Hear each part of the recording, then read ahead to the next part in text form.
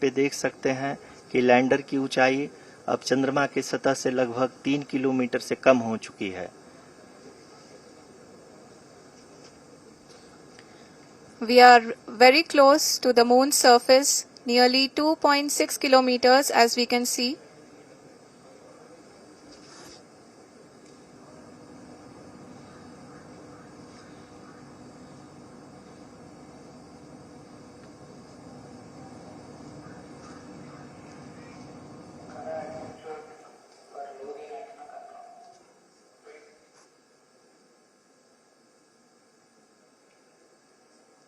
जी हाँ, अभी आप देख सकते हैं कि लैंडर की ऊंचाई लगभग 1 किलोमीटर के आसपास है।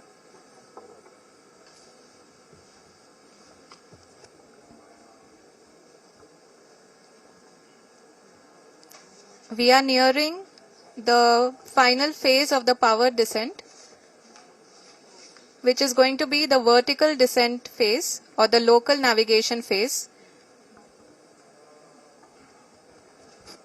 जी हाँ, अब हम फाइन ब्रेकिंग वेव के एकदम करीब आ चुके हैं। हाँ, आप तालियों के गड़गड़ाहट से सुन सकते हैं कि हम लोगों ने तीसरे चरण को भी बहुत ही सफलतापूर्वक हासिल कर लिया है और अभी हम वर्टिकल डिसेंट फेज में आ चुके हैं, जिसकी शुरुआत भी बहुत ही अच्छे ढंग से हो चुकी है।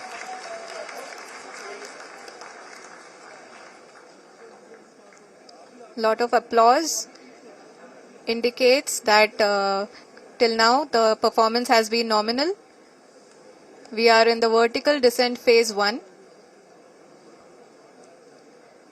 The altitude is being brought down from 800 meters and we are nearing and approaching the lunar surface.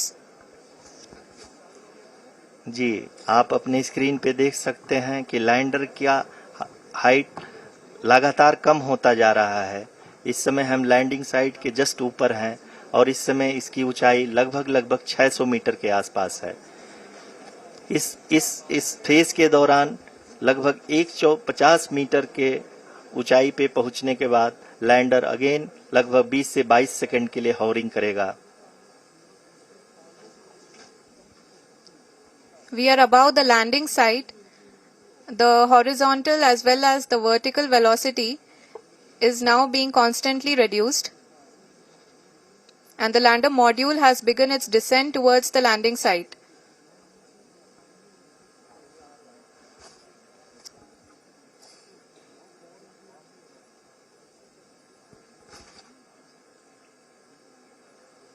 जी हाँ, आप अपने स्क्रीन पे देख सकते हैं ये जो पथ निर्धारित किया गया है, लैंडर पूरी तरह से उसी को ही फॉलो कर रहा है। इस समय हम लगभग 200 मीटर की हाइट से भी कम आ चुके हैं।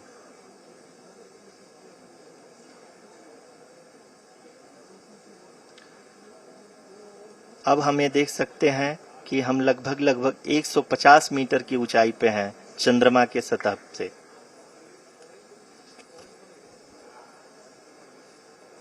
We are approaching the vertical descent phase 2, which will have the lander module hovering at nearly 150 meters above the lunar surface. जी हाँ, आप इस तालियों के गड़गड़ाहट को सुन सकते हैं, जो कि सेकेंड हाइवरिक फेज के कंप्लीट होने के बाद इन सारे वैज्ञानिकों के द्वारा की जा रही है।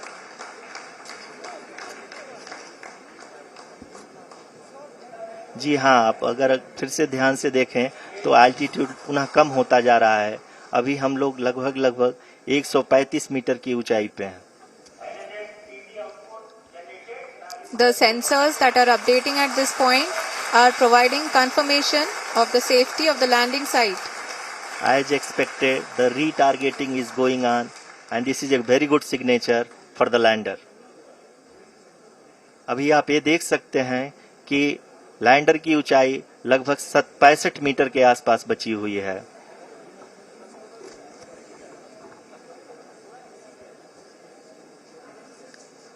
Currently only 2 engines are now being fired and we are nearly at zero velocity, vertical and horizontal. We were hovering and now we are approaching the moon's surface. धीरे धीरे लैंडर की वेगमान को कम किया जा रहा है और हम अब लगभग 50 मीटर से भी कम आ चुके हैं। We can see the Honorable Prime Minister, Shri Narendra Modi ji, who is here to encourage us, and he is critically looking at the visuals.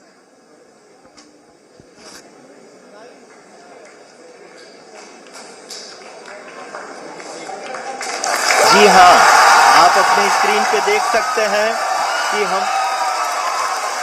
Lander module People are applauding. Let us all wait to hear from the Secretary Department of Space and Chairman ISRO, Shri S. Somnath. Lander module पूरी तरह से safely और softly चंद्रमा के सतह पे land हो चुका है। ये हम लोगों के लिए बहुत ही गर्व की बात है। हिंदी में एक कहावत है कि चंदा मामा दूर के, लेकिन अब हम ये कह सकते हैं कि चंदा मामा अपने घर के। बहुत ही उम्दा। The hard work of the entire ISRO community has come to fruition.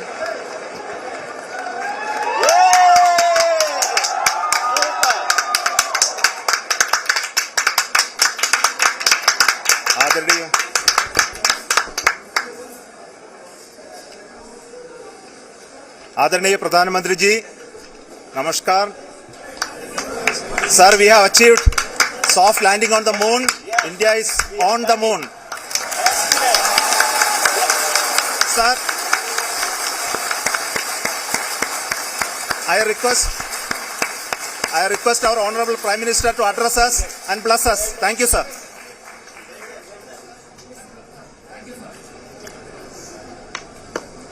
मेरे प्यारे परिवारजनों,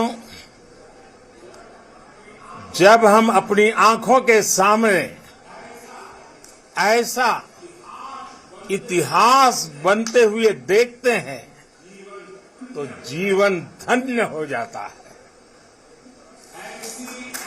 ऐसी ऐतिहासिक घटनाएं राष्ट्र जीवन की चिरंजीव चेतना बन जाती है। ये पल अविस्मरणीय है। ये क्षण अभूतपूर्व है। ये क्षण विकसित भारत के शंखनाद का है। ये क्षण नए भारत के जयघोष का है। ये क्षण मुश्किलों के महासागर को पार करने का है। ये क्षण जीत के चंद्र पथ पर चलने का है। ये क्षण 140 करोड़ धड़कनों के सामर्थ्य का है। ये क्षण भारत में नई ऊर्जा, नया विश्वास, नई चेतना का है। ये क्षण भारत के उदयमान भाग्य के आह्वान का है। अमृत काल की प्रथम प्रभा में सफलता की ये अमृत वर्षा हुई है। हमने धरती पर संकल्प लिया और चांद पर उसे साकार किया। और हमारे वैज्ञानिक साथियों ने भी कहा, India is now on the moon. आज हम अंतरिक्ष में नए भारत की नई उड़ान के साक्षी बने हैं। साथियों, मैं इस समय ब्रिक्स समिट में हिस्सा लेने के लिए दक्षिण अफ्रीका में हूं, लेकिन हर देशवासी की तरह मेरा मन चंद्रयान महाअभियान पर भी लगा हुआ था। नया इतिहास बनते ही हर भारतीय जश्न में डूब गया है। तो हाय गाइस, गुड इवनिंग। और आप सभी लोगों को एक बार आप सभी लोग अपने दिल से कहिए भारत माता की जय। ठीक है, क्यों कह रहे हैं? क्योंकि आज हमारा चंद्रयान 3 जो कि चांद पर सफलतापूर्वक लैंड हो चुका है। किस तरह से, कब, सब कुछ फुल जानकारी, पूरी वीडियो भी दिखाएंगे कि किस तरह से उसने चांद के ऑर्बिट में अपना कदम रखा है। ठीक है, तो बने रहिए सेशन के साथ, चैनल को सब्सक्राइब जरूर कर दीजिएगा। देखिए, चंद्रयान 3, इससे पहले क्या चांद के ऑर्बिट पर भारत का कोई भी मिशन नहीं गया है? तो ऐसा नहीं है। इससे पहले भी भारत ने 2 मिशन, चंद्रयान फर्स्ट और चंद्रयान सेकंड को लॉन्च किया था, लेकिन वह असफल रहा अपने मिशन में। लेकिन अब जो कि चंद्रयान थर्ड जो कि सफलतापूर्वक चांद के साउथ पोल पर लैंड कर चुका है। ठीक है, इससे कुछ दिन पहले रूस ने भी हमारे 1-2 दिन बाद उसने भी एक रॉकेट लॉन्च किया था, लेकिन वह असफल रहा चांद के सतह पर लैंड करने पर। अब भारत एक पहला ऐसा देश हो चुका है जो कि चंद्रयान मिशन सफलतापूर्वक चांद के साउथ पोल पर लैंड कर दिया है। ऐसा पहला देश हो गया चांद पर अपना मिशन सफलतापूर्वक लैंड करने वाला। ठीक है, तो आप जानेंगे। देखिए ये मिशन जो होता है चांद का, ये कौन रॉकेट भेजता है? तो वो हो जाएगा इसरो। ठीक है, इंडियन स्पेस रिसर्च ऑर्गेनाइजेशन। इसकी स्थापना होता है 15 अगस्त 1969 में। इसरो की स्थापना होता है 15 अगस्त 1969 में। इसका हेडक्वार्टर कहाँ है? तो हेडक्वार्टर है बेंगलुरु में। इसका हेड कौन है? तो हेड है एस सोमनाथ। ठीक है, इसरो के हेड है। अब जानेंगे, चंद्रयान फर्स्ट तथा सेकंड असफल रहा चांद के सतह पर लैंड करने में, लेकिन 14 जुलाई 2023 को चंद्रयान थर्ड लॉन्च किया गया है, वो की सफलतापूर्वक चांद के साउथ पोल पर लैंड कर चुका है। ठीक है, चांद के साउथ पोल पर लैंड करने वाला पहला देश भारत बन चुका है। तो 14 जुलाई 2023 को कौन से रॉकेट से चंद्रयान थर्ड को लॉन्च किया गया है? तो वो हो जाएगा LVM थर्ड M4 रॉकेट। ठीक है, अगर आपसे पूछा जाए कि चंद्रयान थर्ड को किस रॉकेट से लॉन्च किया गया है, तो वो हो जाएगा LVM थर्ड M4 रॉकेट से लॉन्च किया गया है। इसे किस नाम से जाना जाता है? तो इस रॉकेट को बाहुबली रॉकेट के नाम से भी जाना जाता है। ठीक है, तो ये था चंद्रयान की पूरी हिस्ट्री। अब आप एक बार अगर चैनल को सब्सक्राइब नहीं किया तो कर दीजिए, क्योंकि अब आपको दिखाया जा रहा है। अब देखिए, इसके बाद देखिए वीडियो में दिखाया जाएगा कि किस प्रकार से वह चांद की सतह पर लैंड कर रहा है। ठीक है, तो बने रहिए वीडियो के साथ, देखते रहिए आगे। अभी चंद्रयान की ताजा स्थिति ये है कि अपनी स्पीड धीरे धीरे वो कम करता जा रहा है। अभी चांद से 25 से भी कम किलोमीटर की दूरी पर वो चक्कर लगा रहा है। सभी लोगों की सांसें अटकी हुई है कि चंद्रयान 3 सही सलामत चांद पर उतर जाए। लेकिन दोस्तों, अभी रास्ते में से चांद की हैरान कर देने वाली फोटो वो भेज रहा है। अभी हाल ही में चंद्रयान 3 ने चांद की डार्क साइड की फोटो कैप्चर करके भेजी, यानी चांद का वह हिस्सा जहां पर आज से पहले कोई नहीं गया है। उन फोटो में आखिर क्या दिखा था? इसी के साथ ही वैज्ञानिकों ने चंद्रयान 3 के लैंडर का संपर्क चंद्रयान 2 के ऑर्बिटर से कैसे कराया, इसके बारे में इसरो ने ट्वीट करके जानकारी दी है। चंद्रयान 2 का ऑर्बिटर आखिर कैसे इसकी मदद करेगा और अब आगे चंद्रयान 3 के लिए क्या मुश्किल है, सब कुछ आपको आज के इस वीडियो रिपोर्ट में बताएंगे। आप देख रहे हैं रहस्य टेलीविजन यूट्यूब चैनल। चंद्रयान से जुड़ी हर अपडेट पाने के लिए आप इस चैनल को सब्सक्राइब कर लीजिए। दोस्तों, भारत के वैज्ञानिकों ने चंद्रयान 3 को चांद पर पहुंचाने के लिए किसी भी शॉर्टकट रास्ते का इस्तेमाल नहीं किया था। भारत के वैज्ञानिकों ने इसे सुरक्षित चांद तक पहुंचाने के लिए इससे पहले पृथ्वी के चारों ओर राउंड कटवाए।